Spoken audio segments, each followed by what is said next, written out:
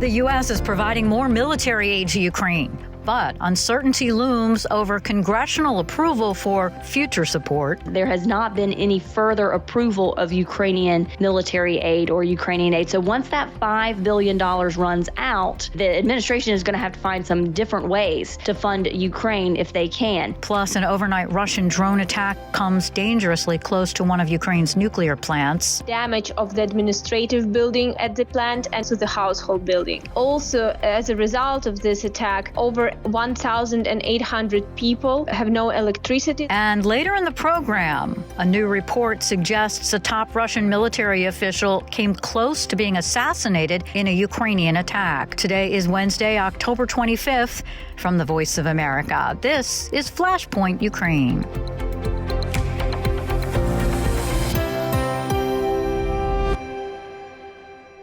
Good evening, I'm Lori London in Washington. 3 U.S. military officials tell VOA the United States is providing up to $150 million more in additional military aid for Ukraine. I spoke with VOA Pentagon correspondent Carla Babb for details. What are you hearing, Carla? So this package is going to be the latest from the Presidential Drawdown Authority. This would be the 49th of these packages that the U.S. has made available for Ukraine. This package is going to include more rockets for their HIMARS, that high mobility artillery rocket system, not the ATACMS that they've recently had, not the long range rockets, but the shorter range rockets that they've been having for a while now. It's also going to include some munitions for the National Advanced Surface to Air Missile System, the NASAMS, another air defense system that they have. It's going to have anti-tank missiles, Sidewinder missiles.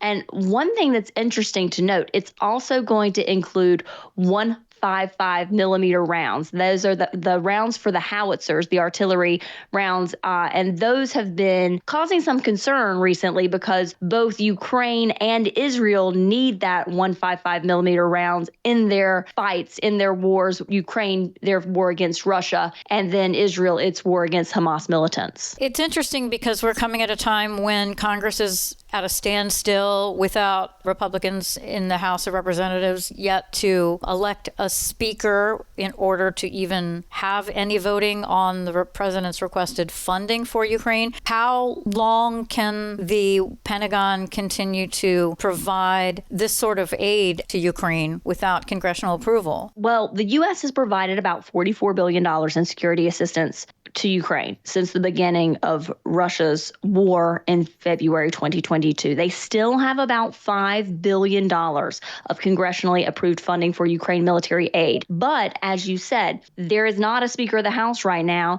And as the law stands, there has not been any further approval of Ukrainian military aid or Ukrainian aid. So once that $5 billion runs out, the administration is going to have to find some different ways to fund Ukraine if they can. We are going to see a potential vote in the House as well. The speaker that is up has said that he does not support further funding Ukraine. That could be a cause for concern for moderate Republicans. We'll just have to see how this plays out. The most recent ATACMS that the U.S. provided seem to be having a pretty strong impact in success for Ukraine's efforts. That's right. Ukraine has been asking for the ATACMS for more than a year. Let's be clear. This is something Ukraine has wanted for a long time because it is such a critical weapon. And the Pentagon will tell you that there's no silver bullet that's going to win this war. Well, I've been talking to former military officers who have been saying for months and months, like, yeah, there's no silver bullet, but this could really help them out because ATACMS provide Ukraine the ability to hit further into Russian-controlled territory. Not only that, it allows them to keep their weapons and their people further back from the front lines to strike major targets. You don't have to go all the way up to the front where Russia can target you in order to try to hit them. I hesitate to say a game changer, but it definitely provides an advantage to Ukraine that they have needed for months and months. Will it be enough to push through the defenses and break the land bridge that they want to break between Crimea and Russia before the winter sets in? That's to be seen. That might be asking too much for Ukraine at that point, but they have taken the small number of ATACMS that they were given secretly, and Ukraine said that when it used them last week, they destroyed at least 9 Russian helicopters, an anti-aircraft launcher, ammunition depots, all the way out in Luhansk. Luhansk in eastern Ukraine. So it's definitely showing its effects. VOA Pentagon correspondent Carla Babb, thank you so much for taking the time to fill us in. Ukraine endured another night of close to a dozen Russian drone attacks. Despite being intercepted, drone debris damaged critical infrastructure near a nuclear power plant in western Ukraine. I got an update from Anna Chernikova in Kyiv. Anna, it sounds like there were some pretty serious drone attacks, and I know Ukraine was able to subvert many of them, but that didn't stop the debris and these attacks to having a pretty huge impact. What can you tell us about it? Yeah, well, actually, over the night, Russian military launched 11 drones, Shahed drones, over Ukraine. This was reported by the Ukrainian air defense.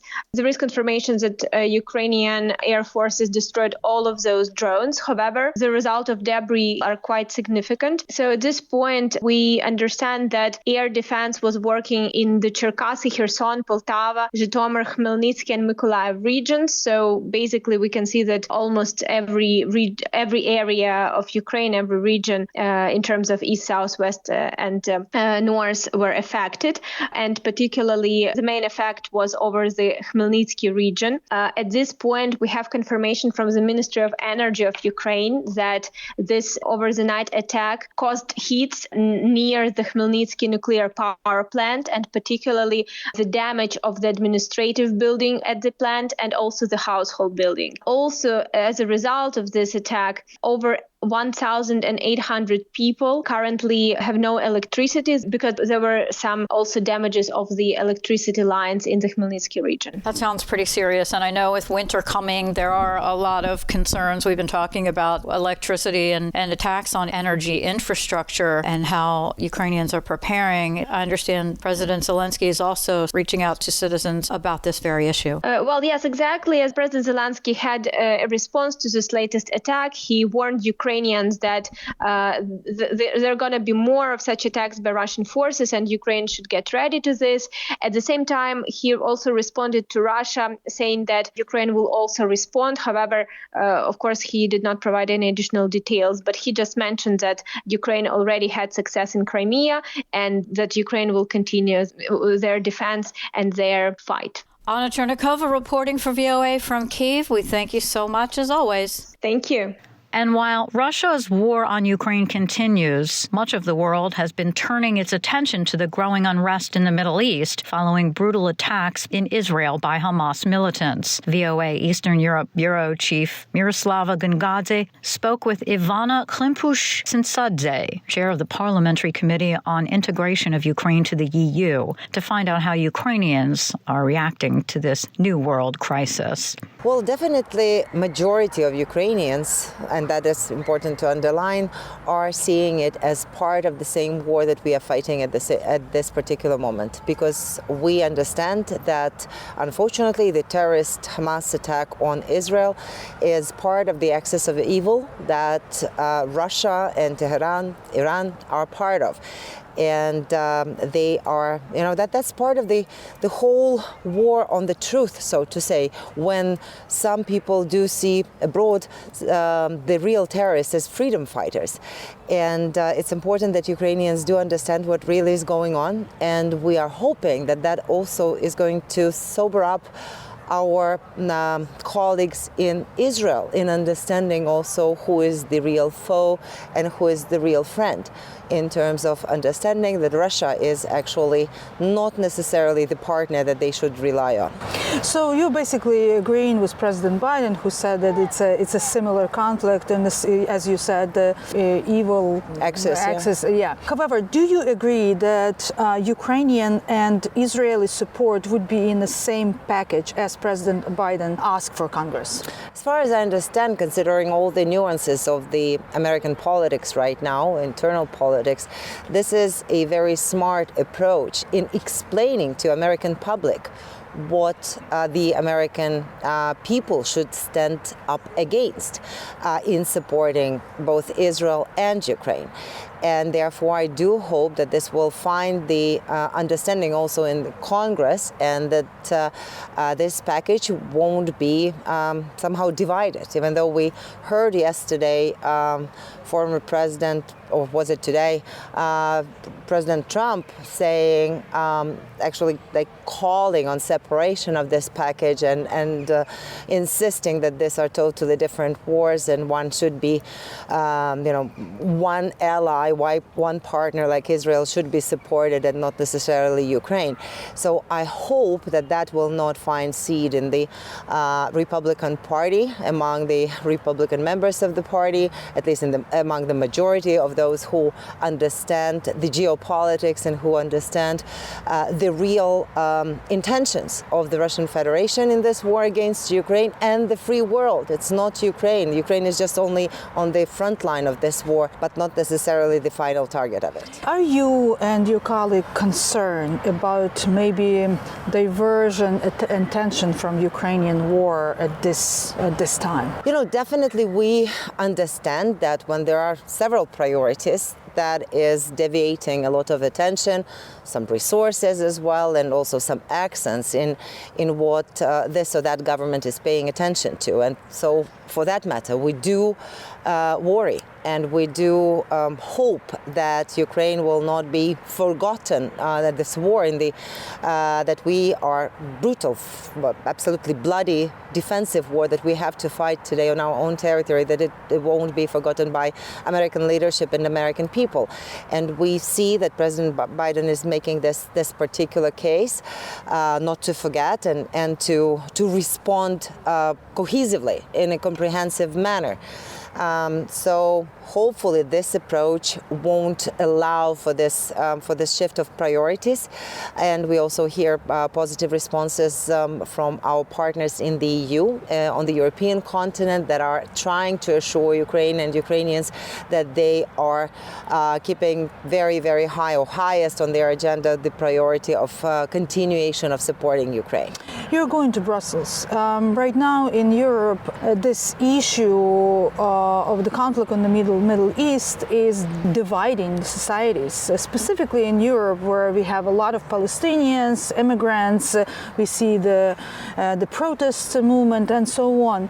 What is the Ukrainian legislative body position on this issue, and how would you planning to kind of attract new attention from European partners? Well, we do see this protests, and we also understand that some people are actually misled by the propaganda machinery that is working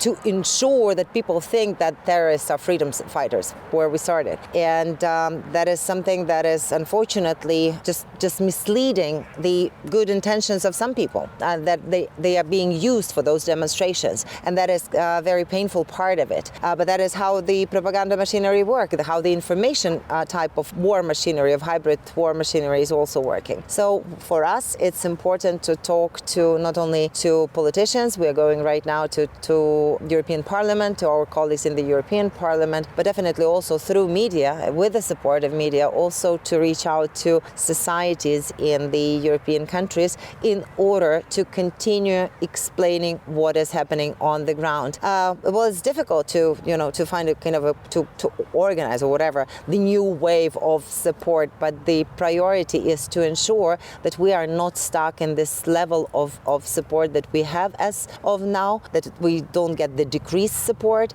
but we actually all together ensure by the explanation, by the real people's story, human stories that we are going through, we ensure the increase of this support from European partners and also from the American colleagues. Thank you very much. Thank you. Ivana Klimpush-Tsintsadze, chair of the Parliamentary Committee on Integration of Ukraine to the EU, speaking with VOA Eastern Europe Bureau Chief Miroslava Gungadze. Turkey will take part in peace talks next week aimed at finding ways to end Russia's invasion of Ukraine. President Volodymyr Zelensky made the announcement last week after speaking on the phone with his Turkish counterpart Recep Tayyip Erdogan, noting that Turkey's participation will add an authoritative voice and stance to the talks. Russia is not expected to take part in the talks, which Zelensky hopes will rally support for his own peace plan. Meanwhile, there are fears of a new conflict growing as Turkey and Azerbaijan demands a corridor through American territory after last month's forced exodus of ethnic Armenians from the disputed Nagorno-Karabakh region. As Dorian Jones reports from Istanbul, Russia also supports this plan. Turkish and Azerbaijani military on Monday started 3 days of drills across Azerbaijan, including its autonomous region of Nakhchivan on the border with Turkey. The drills took place after the two countries' leaders called for a 40-kilometer-long corridor through Armenian territory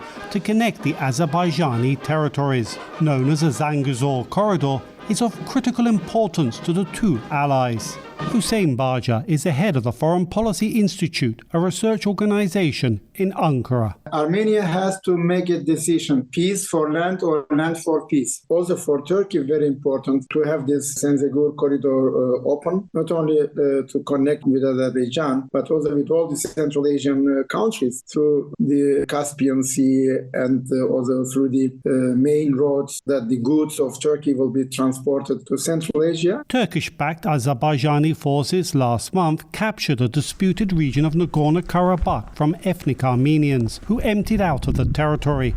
Observers say the Armenian government, still reeling from taking more than 100,000 refugees, strongly opposes giving up any Armenian territory.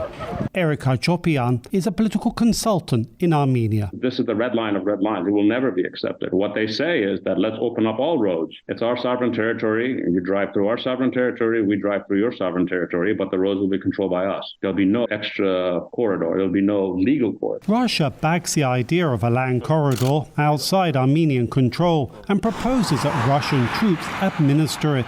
Armenia's government has increasingly aligned itself with Western powers as it seeks to break away from Russia's sphere of influence. Observers say Moscow sees a corridor outside Armenia's control as part of a broader strategy of circumventing international sanctions by setting up new trade routes through friendly countries, explains Russia specialist Tatiana Matrova, a visiting professor at the Paris School of International Affairs. Russia is basically rebuilding its whole logistical network. And this corridor is potentially important part of this new network from north to south. But Tehran strongly opposes the corridor. Iran has close links with its Armenian neighbor and is a rival of Azerbaijan. Last year, Iranian forces conducted drills on Azerbaijan's border. Analysts say the proposed corridor will raise Tehran's suspicions of Azerbaijan as the Azerbaijanis threaten to cut a route used by Iran to circumvent sanctions. Galia Lindenstrauss is an analyst with the Institute for National Security Studies in Tel Aviv. If Azerbaijan gets what it wants, it will get a corridor that will be in its complete control without any of Armenia's sovereignty on it,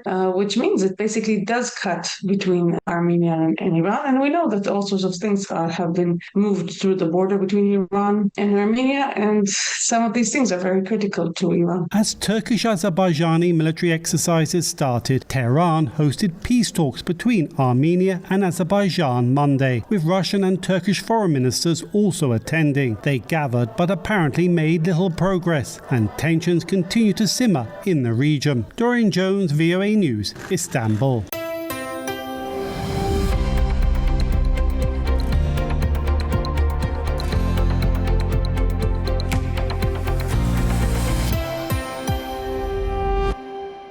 You're listening to VOA's Flashpoint Ukraine. I'm Lori London.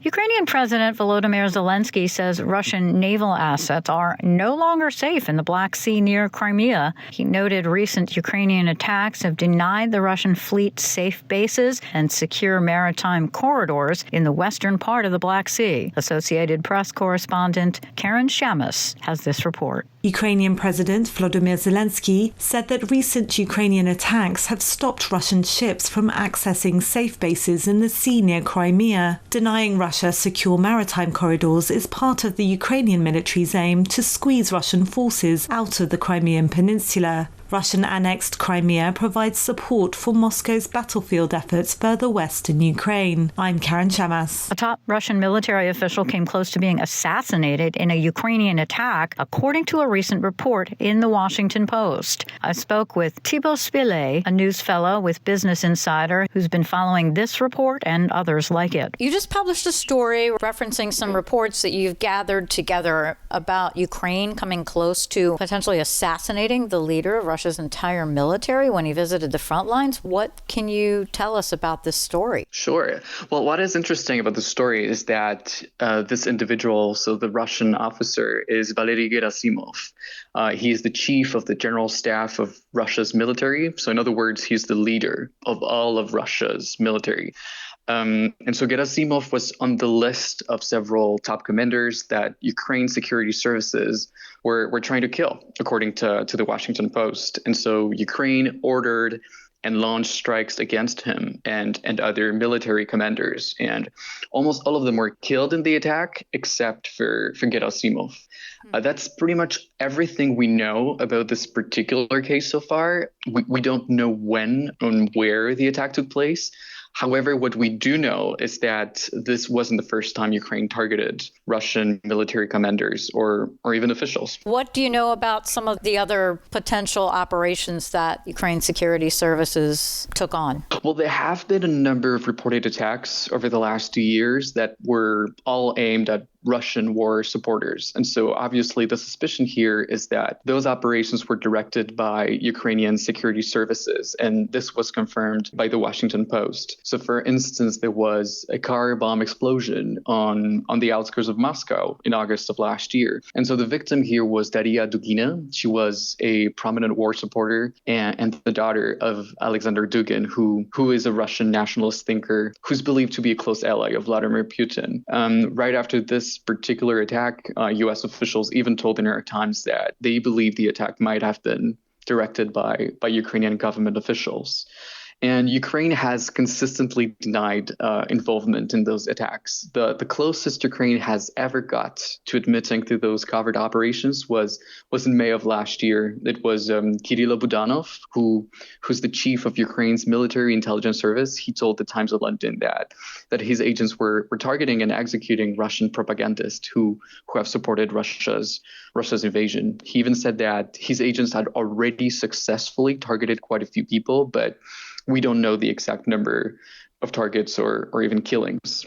The most recent attack we know about was a missile strike on Russia's Black Sea Fleet headquarters in the occupied Crimean Peninsula. So that was in September. And Ukrainian fighters said that they had obtained sensitive information on senior Russian commanders from Russian officers who were upset about Moscow's delay in paying their salaries. And just like that, they knew the location of those top military commanders and they targeted them with a missile strike. And Ukraine claimed that more than 30 of them were killed in the attack. So basically, it's just a succession of attacks what we've seen over the last 2 years since Russia's full-scale invasion of Ukraine. Obviously, Ukraine is gathering intelligence, whether it's its own intelligence or it may be getting help from one of its allies. But obviously, it would be gaining some insights to where these people are located from intelligence. Right. We don't have a lot of information about this. So far, it hasn't been reported yet. What we do know is that the CIA has been involved also in those efforts to collect security intelligence information about the location of those individuals. However, they've always said that they're not involved in those attacks. That is what has been reported by the Washington Post. But this is as far as it gets, basically. As you gathered all of these reports, what's your overall view of the significance and of all of this, and if